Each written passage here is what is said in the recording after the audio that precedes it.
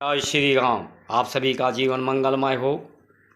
आज की धर्म परिचर्चा में आप सभी महान भावों का वंदन, अभिनंदन एवं स्वागत है। आज की धर्म परिचर्चा में सम्मिलित होकर इस वीडियो को देख करके परमात्मा की कृपा प्राप्त करें और अपने जीवन को सफल बनाएं। भारत की संस्कार, संस्कृति, सनातन धर्म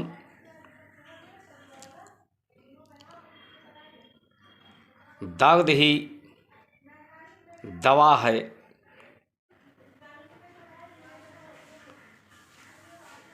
इसके जो दुख है, दुख के कारण ही,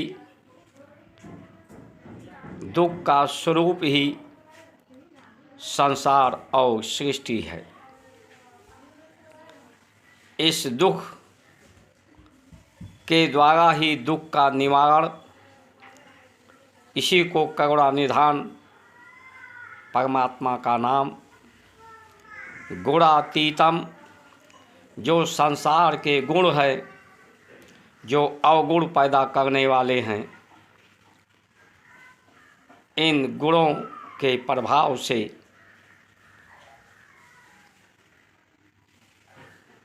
कम करके, अवगुण को कम करके, स्वच्छ करके, निर्मल करके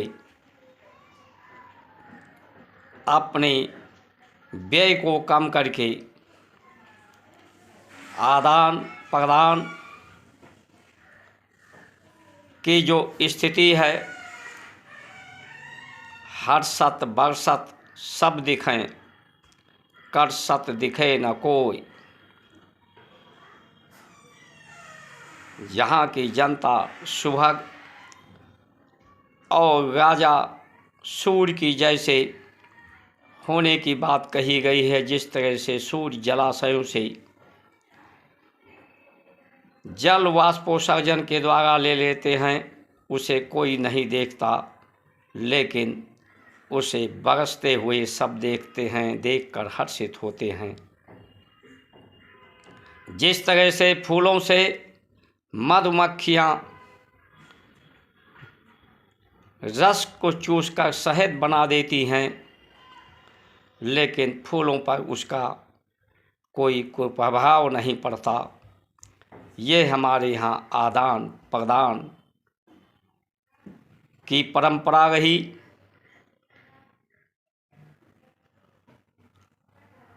और दूसरों के दुख को देख करके आँखें सजल हो जाना और उसे उनके दुख सुख में सहभागी बनना, इसी आधार पे परिवार पूरे विश्व को, परिवार विश्व कुटुंबकम का हमारा उद्घोष, भारत का परिवार का पर्याय ही यही है, मिलजुल कर बांट कर खाएं, सब स्वस्थ रहे, सबके साथ न्याय हो, बराबर जो भी व्यवहार हो, समांतर हो, भेदभाव ना हो, आहार विहार में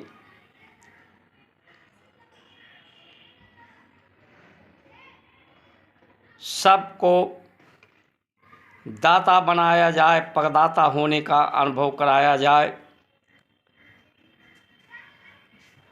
दुख से घबराने की बात ना हो किसी में, उसे ढाढ़स बंधाया जाए, धैर्य दिया जाए। दुख सहनशीलता से, साहस से दुख से निवृत्ति हो सकती है। साधन और सुविधा से दुखों का निवारण नहीं हो सकता। संस्कारों से दुखों का निवारण करने की जो सूत्र दिया है, सूत्र दिया है हमारे ऋषियों ने, उसी से ही दुखों का निवारण होगा। आज कहाँ गया वो भारत और भारतीय परंपरा? इस भारत को कौन चला रहा है? भारत को विदेशी व्यवस्थाएं चले आ रही हैं।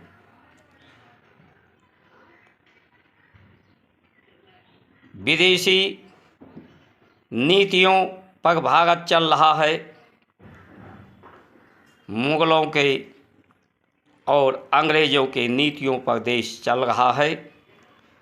उन्हीं के मानसिकता के लोग इस देश को चला रहे हैं। इसीलिए आज हमारे देश में हिंसा,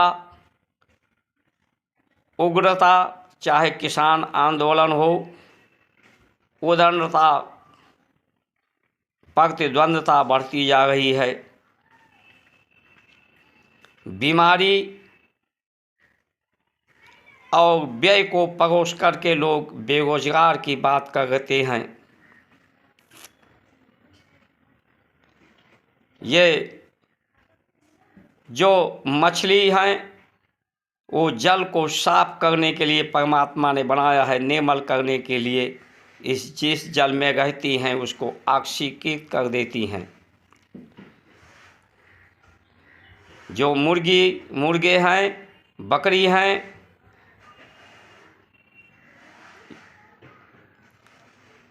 मुर्गियाँ कीट पतंगों को खा लेती हैं। अवगुण को समाप्त करने के लिए परमात्मा ने बनाया है। लेकिन आज जिसे अवगुणों को समाप्त करने के लिए बनाया था, उन्हें ही भोजन बनाकर उन्हीं को ही समाप्त करने की बात हो रही है। वही व्यवस्था चल रही है। राम की बात करने वाले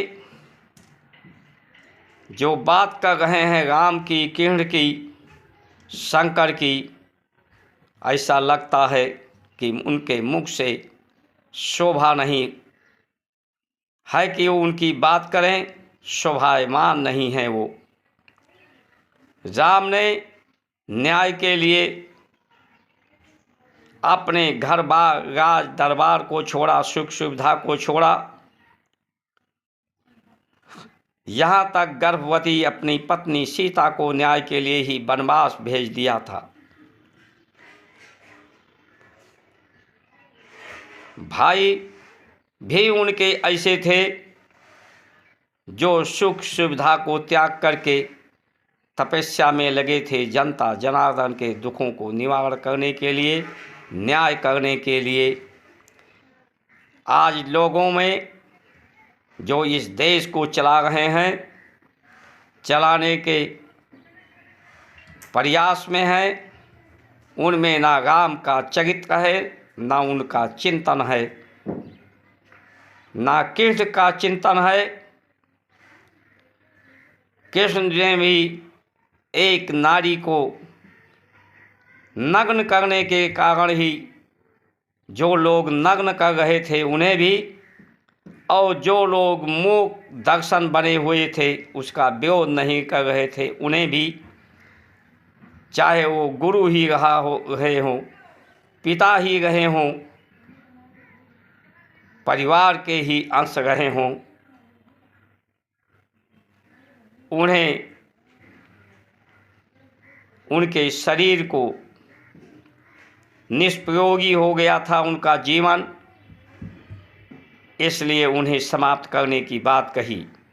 आज वेशभूषा के नाम पर, फैशन के नाम पर हमारे भारत की नारियां अर्धनग्न होकर घूमती हैं बाज़ारों में।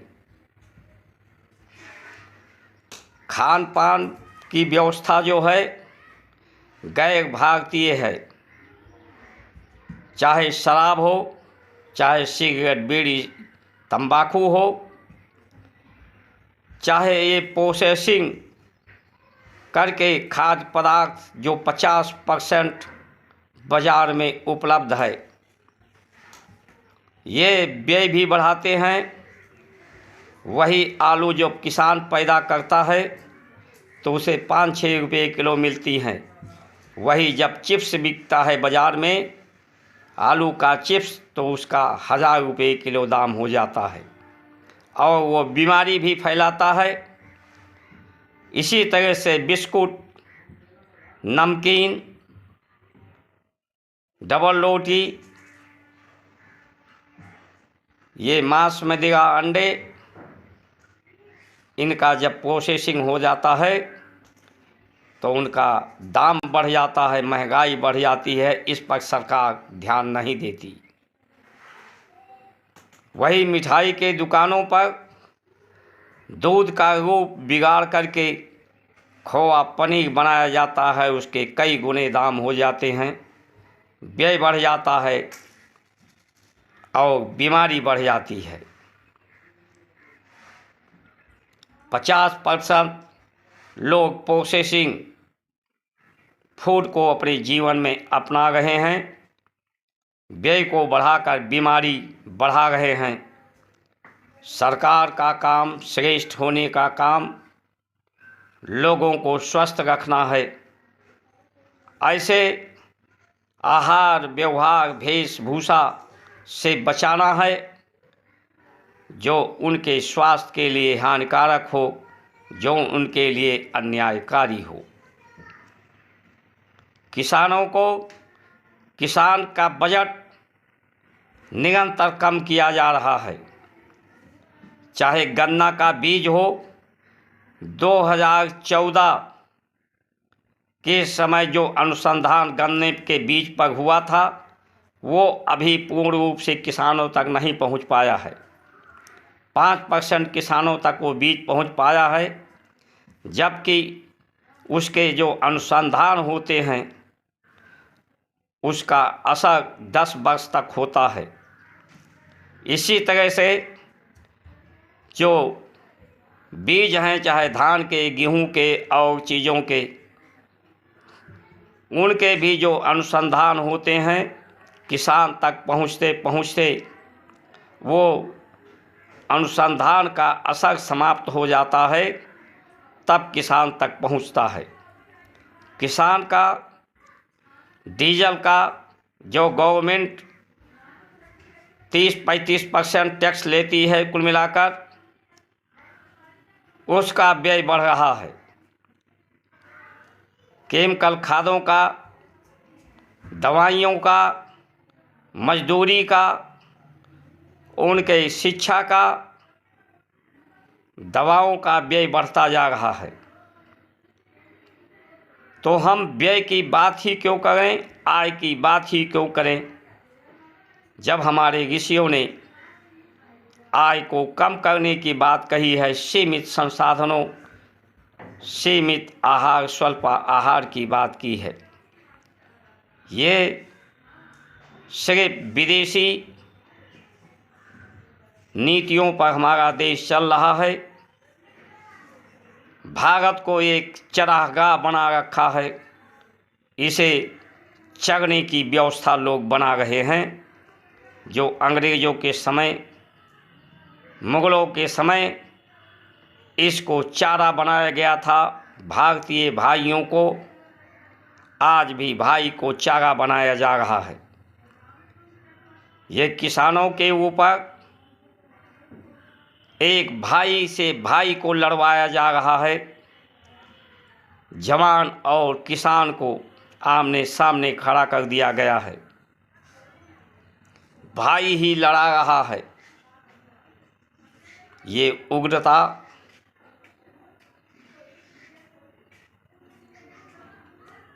उग्र प्रदर्शन ये किसानों का नहीं है, ये अप्रत्यक्ष रूप से उन प्रशासनिक राजनीतिक लोगों का है। उनकी उग्रता, व्याग्रता, जो सुख सुविधा साधन भोग करके एक भाई को चारा, इस देश को चरागाह बना रखे हैं। टैक्स इतना अधिक हर चीज़ों पर बढ़ा दिए हैं और उस टैक्स के पैसे से मौज मस्ती मना रहे हैं।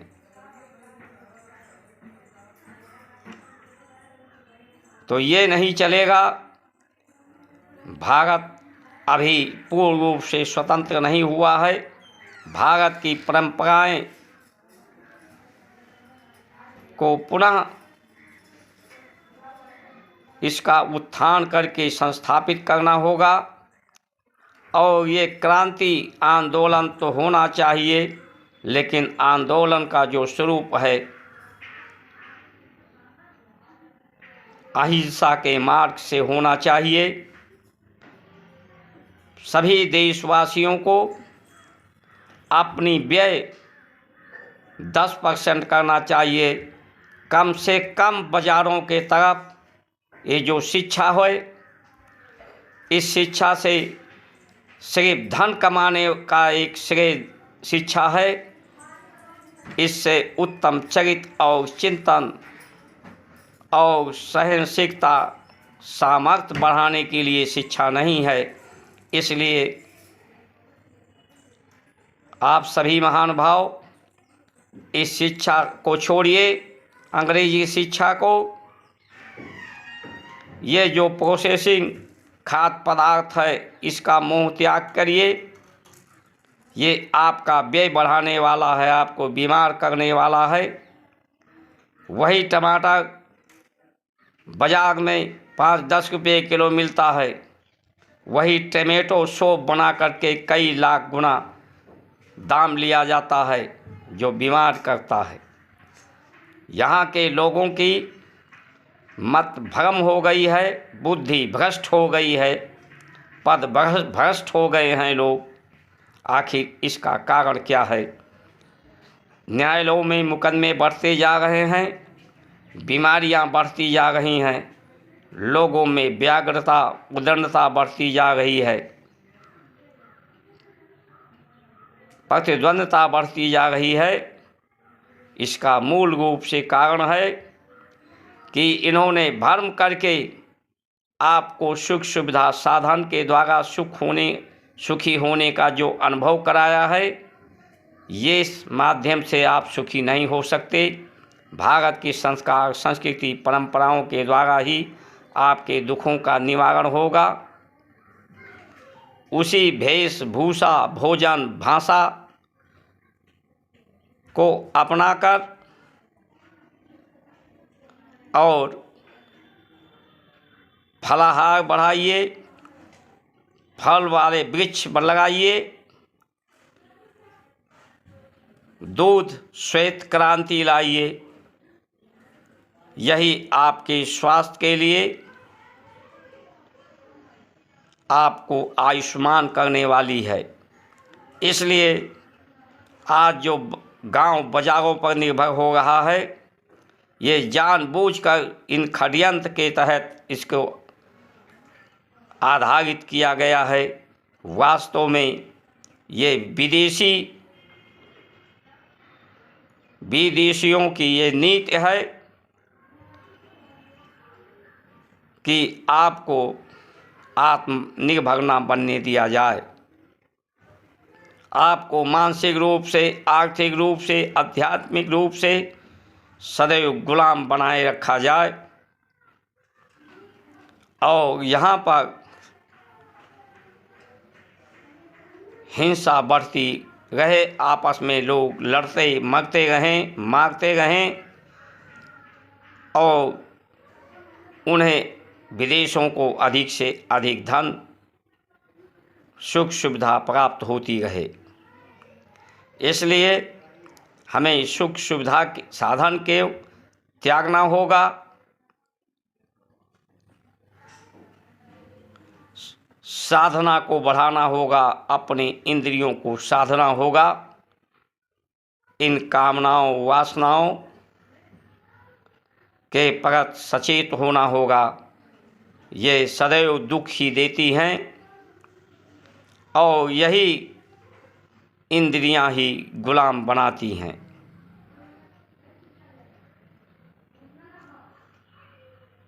इन्हीं वचनों के साथ आप सभी का सुमंगल कामना करते हुए जय जय श्री राम।